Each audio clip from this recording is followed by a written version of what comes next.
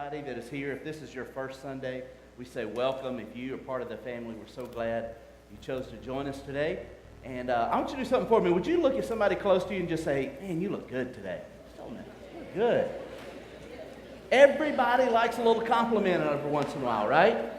So it's okay to just tell somebody, hey, you look good today.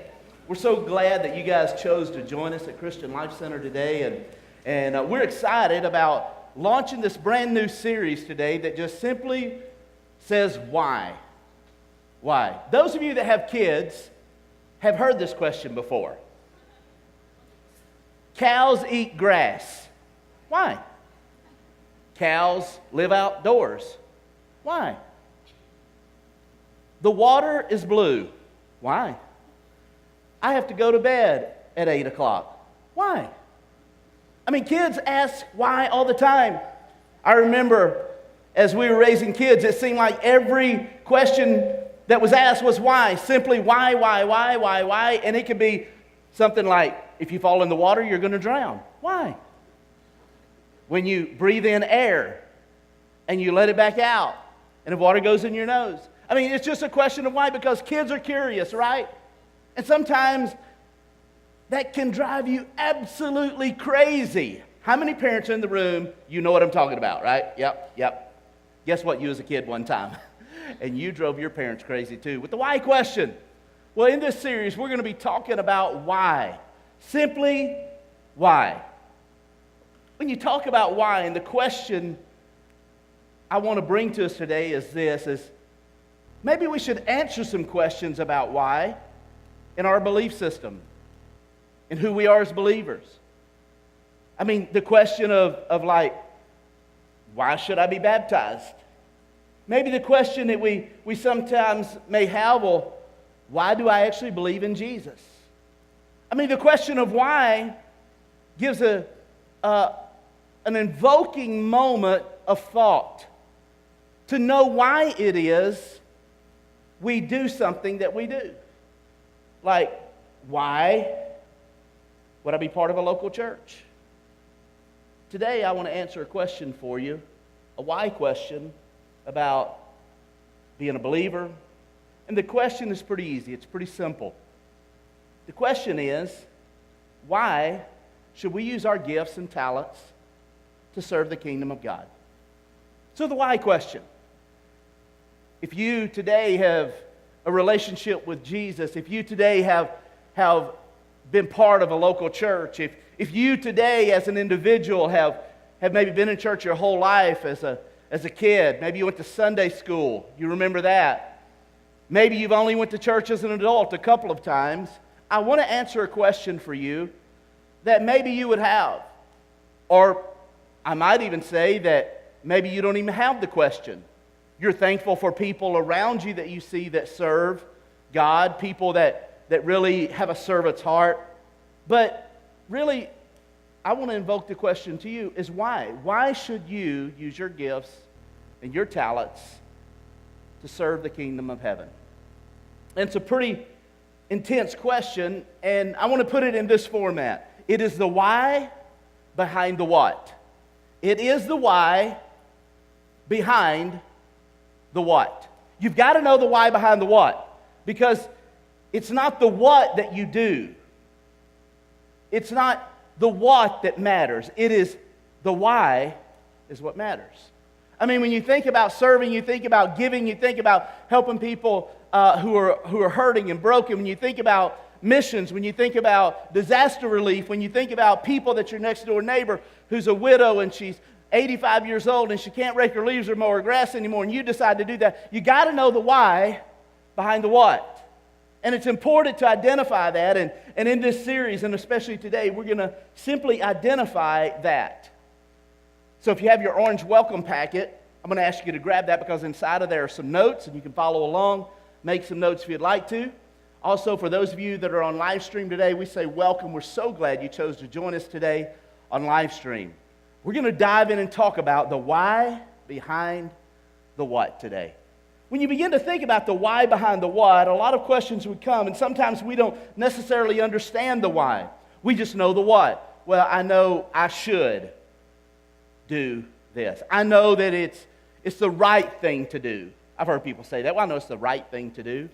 But the actual why is it that we do what we do? Why is it that we make the decisions that we make? It is the why behind the what. So I want to invoke a questioning of ourselves today, a questioning of you as an individual, a questioning of you that maybe say that you're a follower of Jesus, because the why really does matter.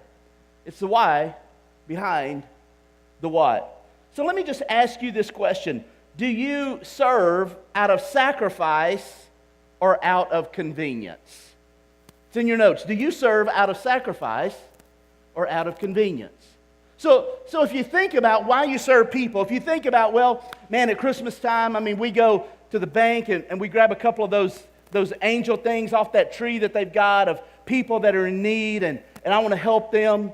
See, the question is, do we serve for sacrifice? Do we serve out of sacrifice or out of convenience? Is it the right thing to do? What is the why behind the what? The what being, you provided toys, you provided something for somebody at Christmas that needs it, that maybe they're less fortunate than you are. The why that like at Christmas time when CLC, we provide 600 backpacks for kids in the country of Mexico, and you helped participate in that, and you gave toward that. Maybe you went on a mission project there. It is the why. It's not the what. Sometimes we get so engulfed with the what. Well, we did this, and I did this, and our family did this, but it's the why. So the real question I want to invoke on you today is understanding the why, and do you serve out of sacrifice or out of convenience? So let's look at what sacrifice is. Basically, right out of Webster's dictionary, the definition of sacrifice is this. A sacrifice is a loss or something you give up, usually for the sake of a better cause. Sacrifice. Sacrifice is a loss, or it's something you give up. Something that you personally decide to give up for the sake of a better cause. Sacrifice.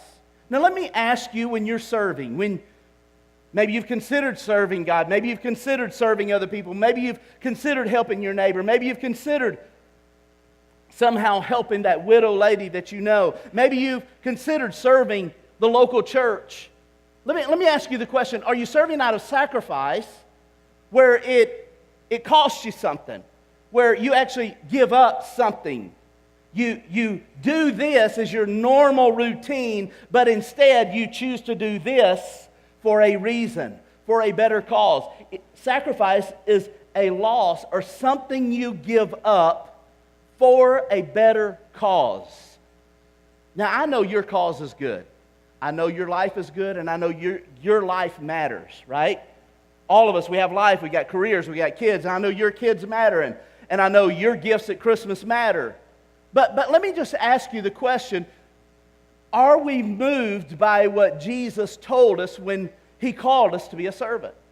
Because He called us, not only called us, but He said, here's what I want you to do. I want you to do exactly what I did. And here's what I do. He didn't just tell them what He did, but He showed them. There was action in what He did. And He said, so here's what I want you to do. I want you to do what I do. And we call ourselves followers of Jesus. As Christians, I mean, there are people who are Christians, but then there are people who are followers of Jesus. You see, Christian is a religion. And we overuse the term of Christian sometimes because we call ourselves Christian, but if you pay attention here at CLC, most of the time when I'm speaking about anything, I talk about following Jesus, not being a Christian. Because if we follow Jesus, then we do what Jesus did. We follow the teachings of Jesus. We don't just go to church as a Christian. When Jesus makes statements, we just finished a couple of messages about loving your enemies. I mean, we actually do what He said, not just say that I'm a Christian. But let's talk about serving. In your heart of serving, do you serve out of sacrifice or out of convenience? So what is convenience? Convenience is simply out of Webster's dictionary. It says, doing something with little effort or no difficulty. Convenience.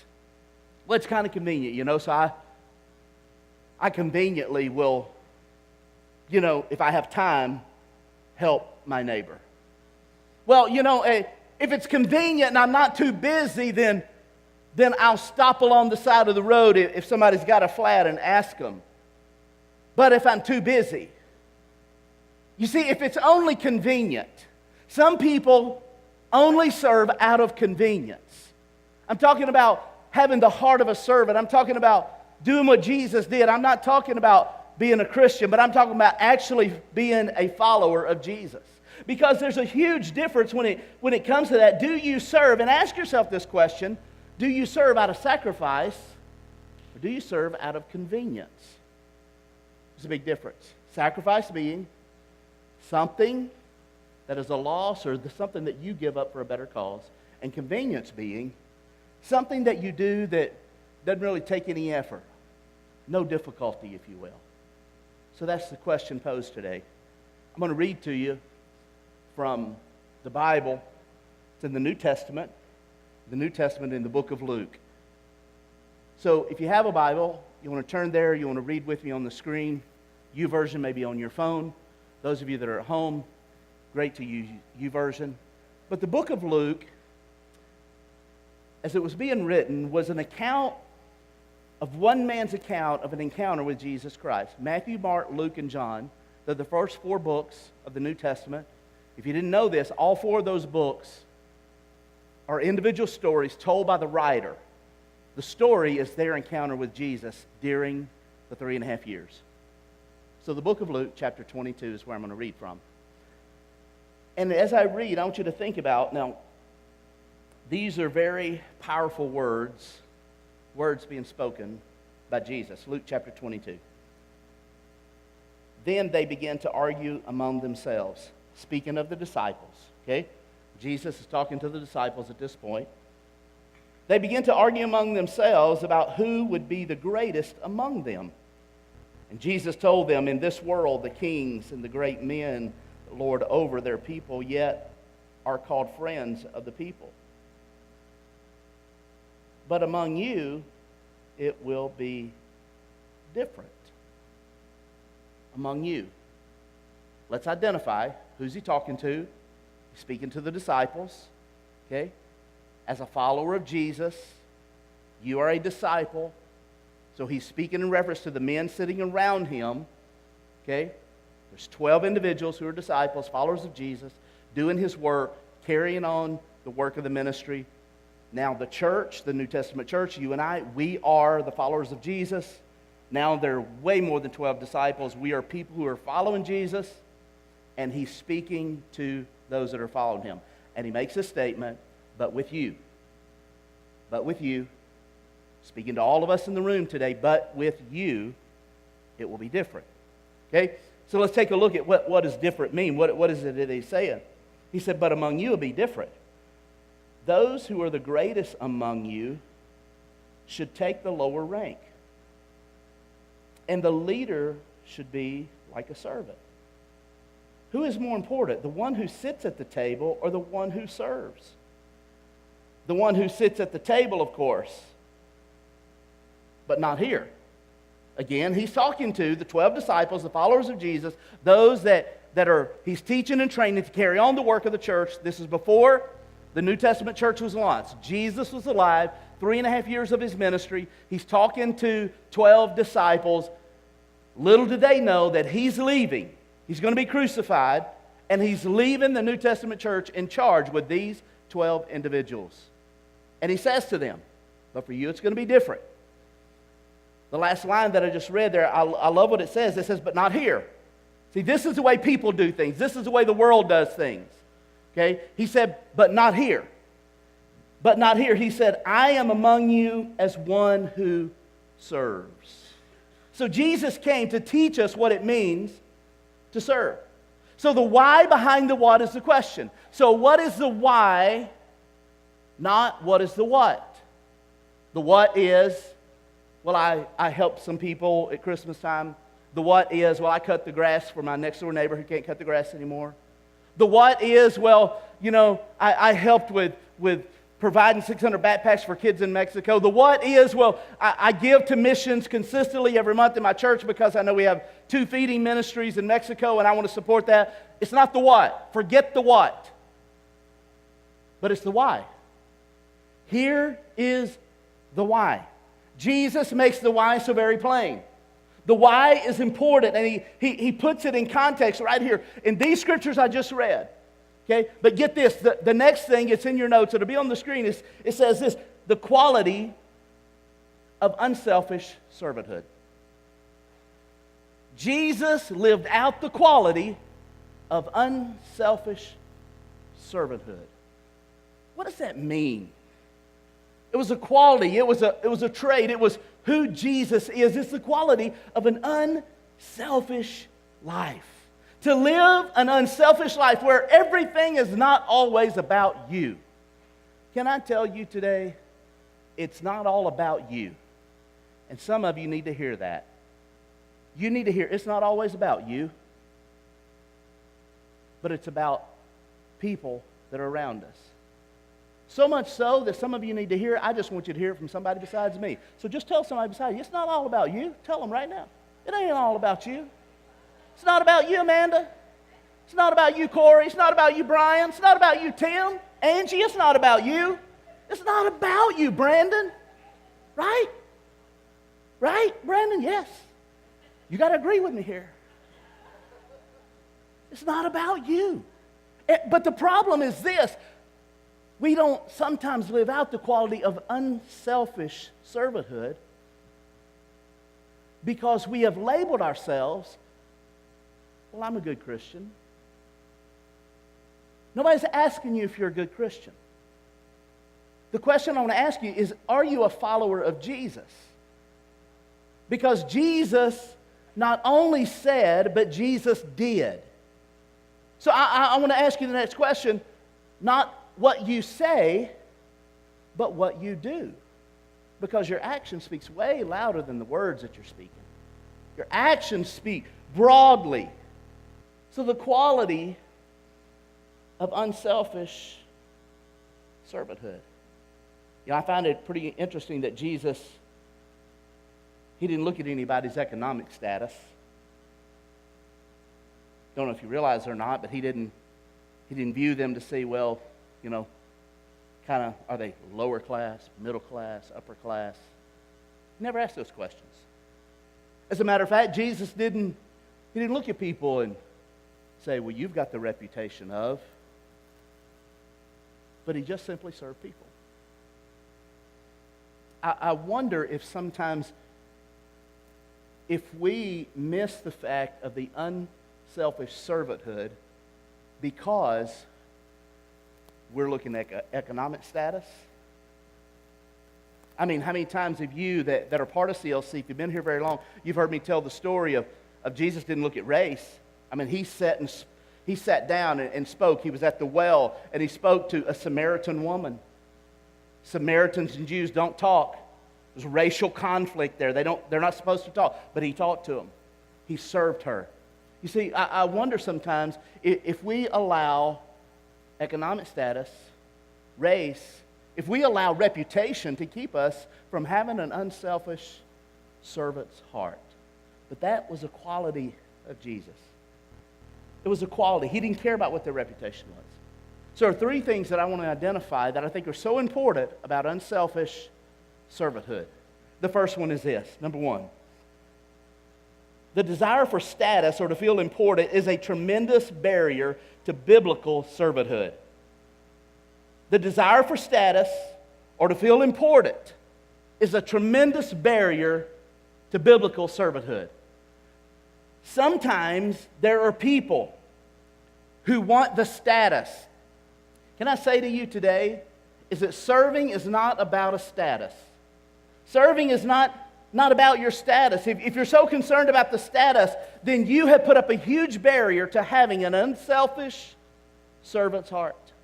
Where you just serve if you want somebody to pat you on the back, if you want somebody to just to recognize what you have done, you're looking for status. if you're desiring that, then what you've done, you've placed a tremendous barrier between you and following Jesus.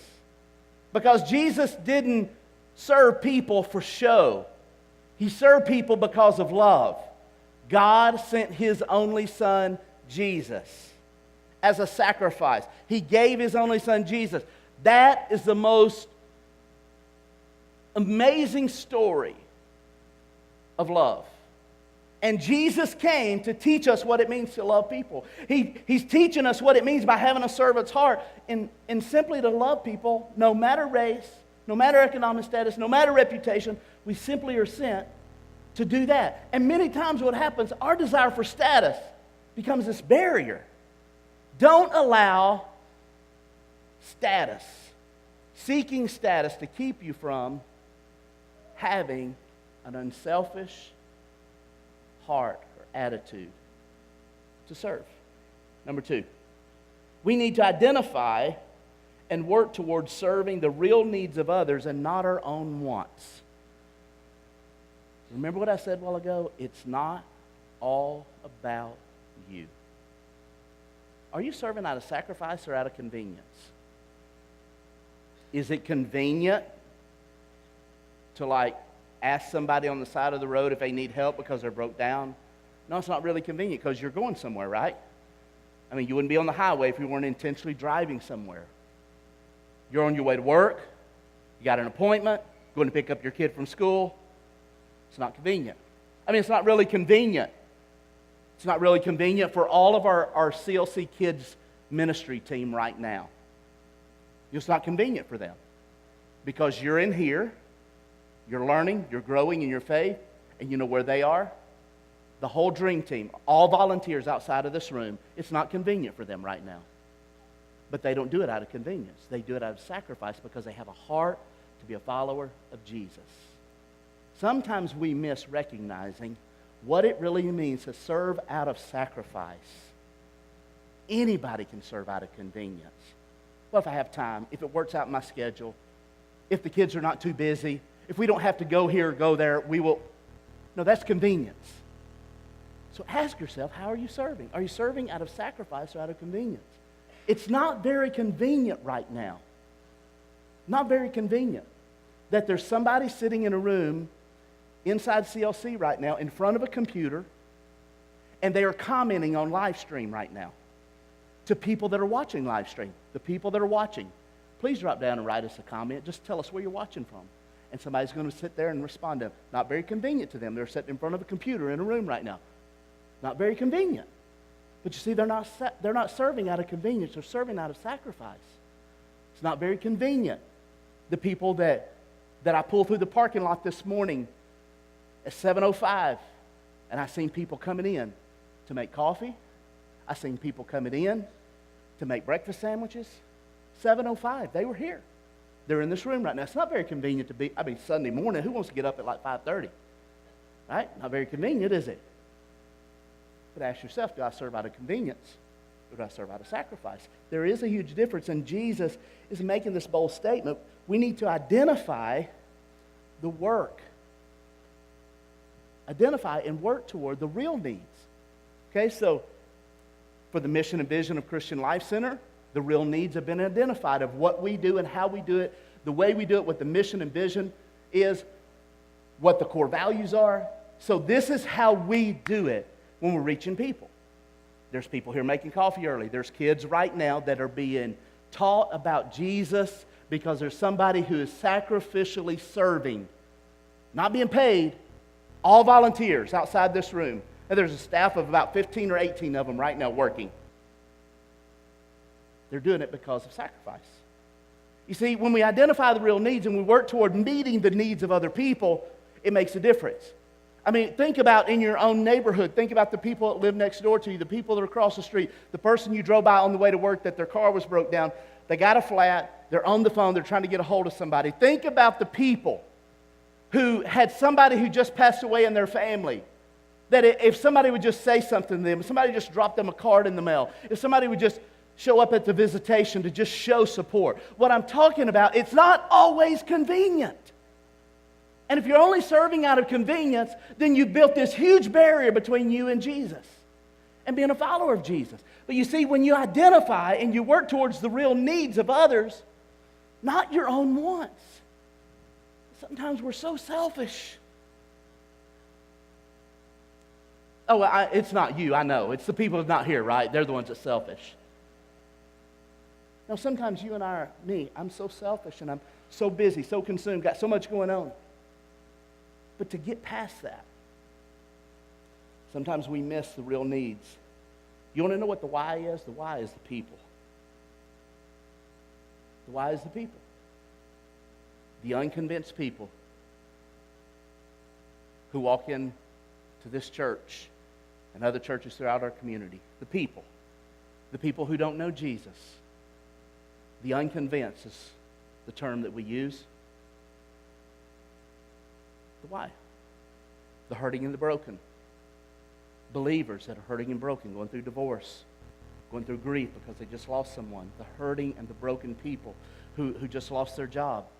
They're financially down on their luck. The hurting and the broken who have been living as a life as an addict for year after year after year, but they're finally clean. They're finally trying to get it, and nobody will give them a chance.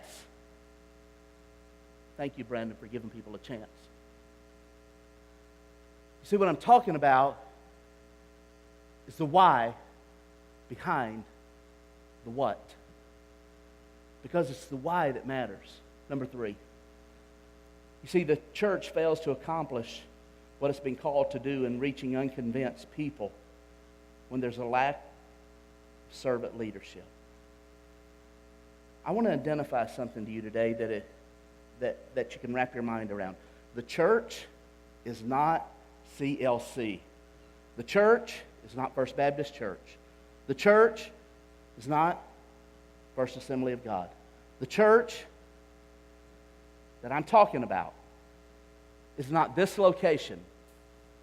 I'm talking about the church, the New Testament church, the church of the Lord Jesus Christ, the church that was established because of Jesus' life, the church where Jesus said to people, the 12 disciples are sitting there. He said, if you're looking for status, guess what? You're not going to get it. It's not going to happen here. That's not what I'm talking about. He said, but you got to have the heart of a servant. The church, you begin to think about the why behind the what. The why is the people. The why is you. I shared with our dream team last Sunday morning that in the past 6 Sundays here at CLC, we have had 42 new families that came. 42 that actually filled out the iConnect card and turned it in. 42 in 6 weeks. It's the why. The people are the why. We don't know where they are. We don't know how hurting and broken they are. We don't know if they're coming because they've never been in church. We don't know if they're coming because they maybe got hurt in church a long time ago. We don't know if they're coming just with a friend. But we know that they're coming, and it is the people is the why. As a matter of fact, guess what? You're the why. Because at some point in your life, you didn't know Jesus. And somebody was serving somewhere for your why. As a matter of fact, in this room today, there's some of you who have walked through divorce, and you were the why. Some of you in the room today, you've walked through addiction, and you're the why. Some of you in the room today, you have been abused physically or sexually or whatever as a kid or your last marriage, and guess what? You are the why. But after that healing process, after the hurting and the broken is over, man up, woman up, and say, I'm going to serve the kingdom of heaven because somebody served me. It is the why. Today I want to tell you the story of the why. Story. Here at Christian Life Center, about 6 weeks ago, 8 weeks ago now, there was a family that came to CLC. A family that had been part of Christian Life Center, had been inviting this other family to come. Thank you, gentlemen. This family had been next door neighbors with this other family for about 4 years. They'd been inviting them to church. They knew they didn't go to church, didn't even know their whole story, just knew that they didn't go. this family decided to come and attend CLC about 8 weeks ago. They came, attended, and the next Sunday that they came through and spoke to Karen and I on their way out, and was so grateful, was talking about how people welcomed them, and they loved it. They loved, how people just loved on them, and they shared with me, they said, we hadn't really been in church in about 8 years because we've been hurt. Some other medical conditions going on, and they go ahead and leave. That was 8 weeks ago. 2 weeks ago, this family contacted one of our pastors and said, hey, I want to ask something. So I've got some family.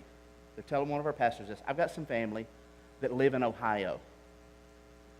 And ever since we righted our relationship with Jesus, we told my aunt and uncle about what had happened and that CLC had live stream. They don't attend church anywhere, hadn't attended church anywhere, but they started watching. This was 2 weeks ago. Said they've been watching for about 6 weeks now, consecutively, on CLC live stream. And they said, they asked me a question. I don't know what to do except to ask you. So they asked this pastor, he said, hey, they're going to be coming to town, Rolla, on the weekend, first weekend in June. And they found Jesus. They want to know if the church would baptize them because they found Christ. That was the question. And we said, of course, absolutely we'll do that. The why behind the what. The reason, there's someone sitting in a room somewhere who has volunteered to operate live stream and comment on live stream while you're sitting in here. It's the why behind the what. So today at 2 p.m. in this portable baptism, we're going to baptize 2 people from Ohio that I've never met. I only know them by name. It's the why behind the what. On Friday, this family that does attend and comes to CLC, lives in Rolla, that their family's coming from Ohio to be baptized today, said, you know what?